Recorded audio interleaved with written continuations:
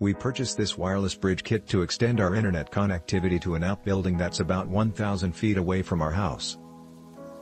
A key consideration in selecting this product is that about half of the distance between the buildings is through a mature hardwood forest. Higher frequency signals don't travel as well through materials such as trees and leaves as lower frequency signals.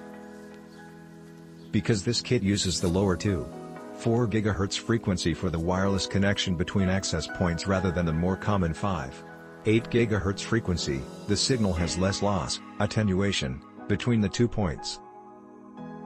The internet speeds from our provider are 120 megabits per second download and 12 megabits per second upload.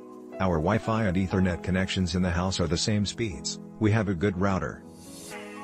We connected the two buildings using the Super WDS mode and other default settings of the kit.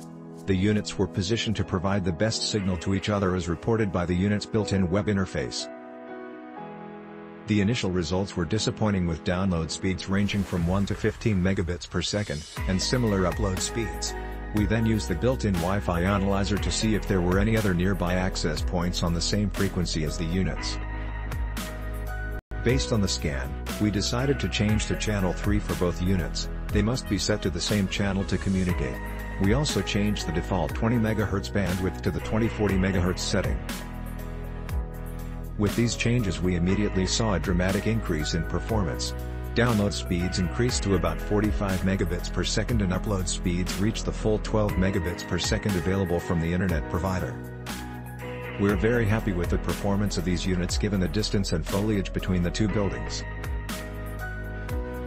Our use case was a simple point-to-point bridge to get Ethernet from a house to a barn about 1,000 feet away, where a DVR and several cameras are set up to monitor the cows. For this purpose, they worked perfectly right out of the box.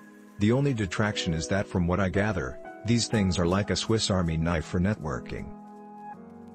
They apparently have something like a half dozen extra functions they can potentially do for you to act as maybe an extender and several other things I did not look very hard into. The only reason this is a bad thing is because the unit looks freaky complicated when you pull everything out of the box. The modules themselves have a little segmented display on them which shows cryptic shorthand information about what mode and function they are in.